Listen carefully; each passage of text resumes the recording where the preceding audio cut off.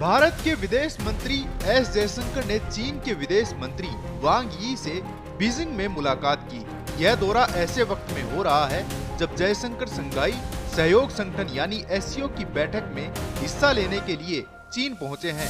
जयशंकर ने इस बैठक में आतंकवाद के खिलाफ भारत की जीरो टॉलरेंस की नीति पर जोर दिया।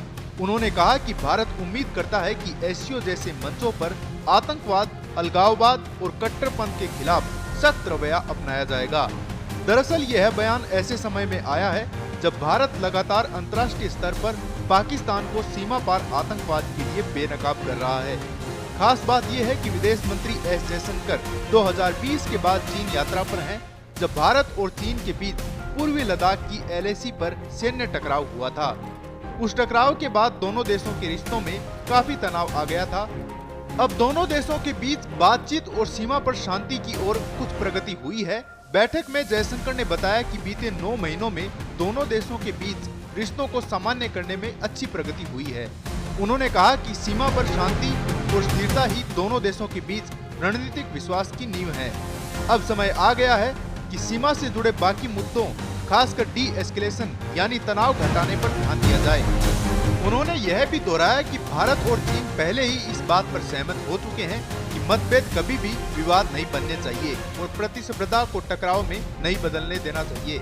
बता दें कि जयशंकर का यह दौरा रक्षा मंत्री राजनाथ सिंह की एससीओ बैठक में भागीदारी के कुछ हफ्तों बाद ही हुआ है, जिसमें राजनाथ सिंह ने साझा घोषणा पत्र पर हस्ताक्षर करने से इनकार कर दिया था, क्योंकि उसमें जम्मू कश्मीर के पहलगाम में 22 अप्रैल को हुए आतंकी हमले का कोई जिक्र नहीं था, जबकि पाकिस्तान से जुड़े घटनाओं का जिक्र किया गया था।